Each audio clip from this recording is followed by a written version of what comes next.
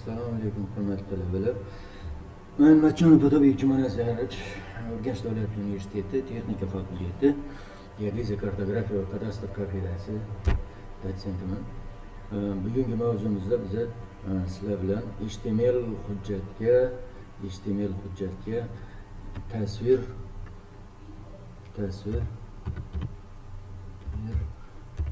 va statik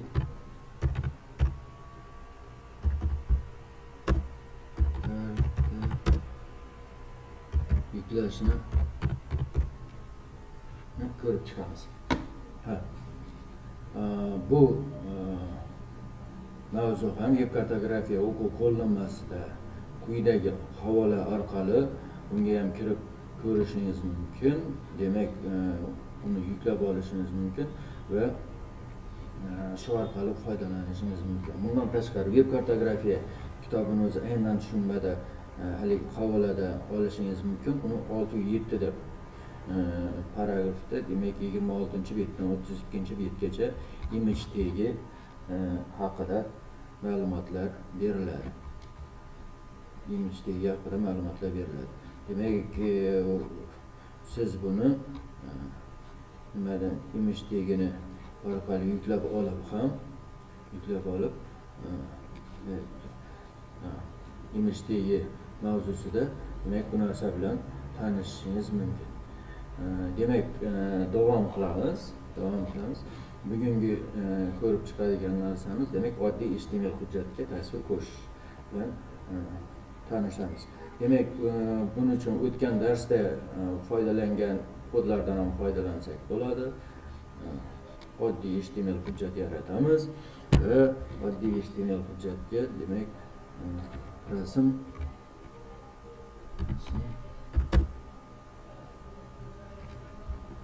HTML hujjatga rasm qo'shish.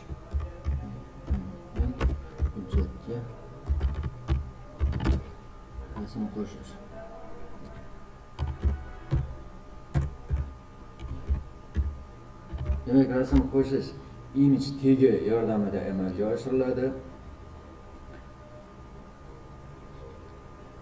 Rasm qo'shish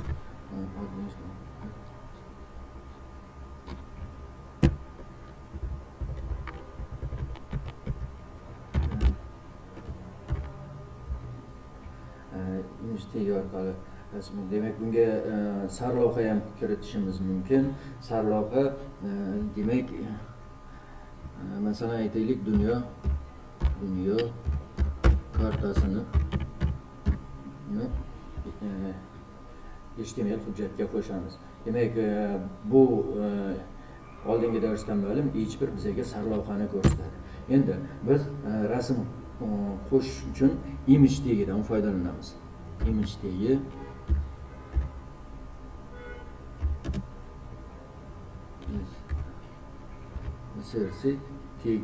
nimaga boradigan yo'lni ko'rsatadi. Endi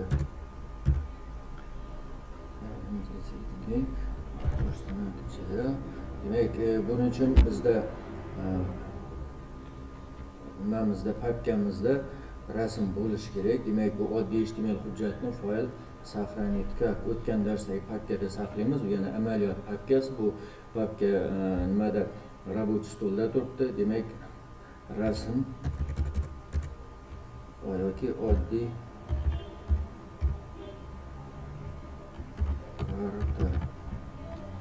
karta.html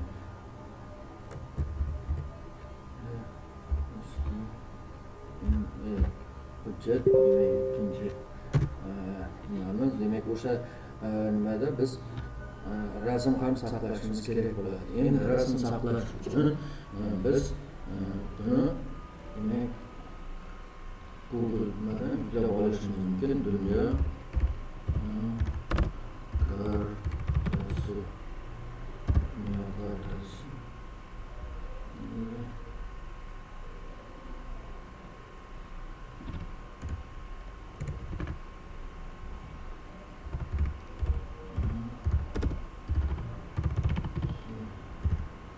GPS parametre oluşumuz kerak bo'ladi.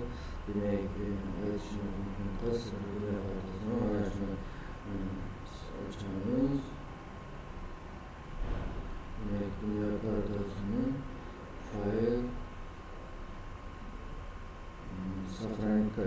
papkamizda saqlanib qolamiz. Save images.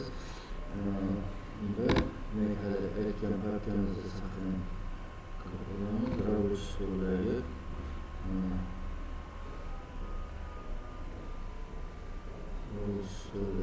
o'zimiz amaliyot papkamizda nimamiz bilan html hujjatimiz bilan bir joyda bo'lishi kerak. Demak,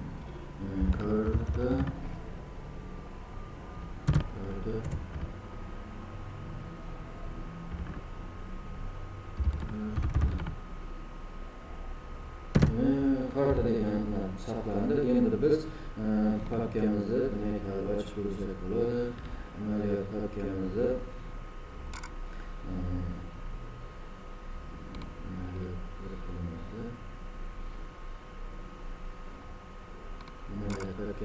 karta degan JPG formatdagi fayl saqlandi.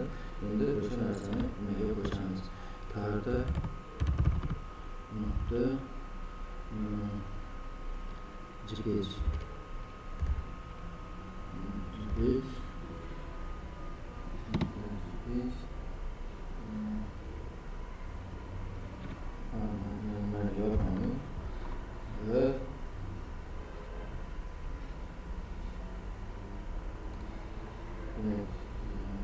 saqlab papkamizdan kirib narsani ko'ramiz. Demak, oddiy karta.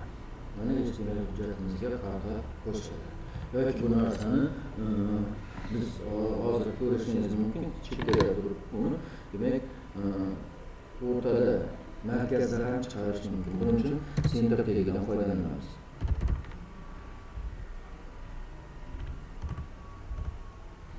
Center tagi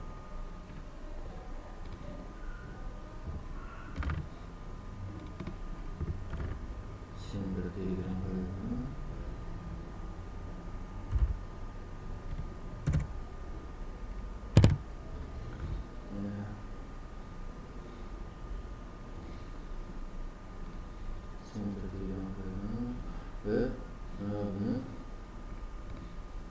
ömerek kullanıyoruz. Ve karta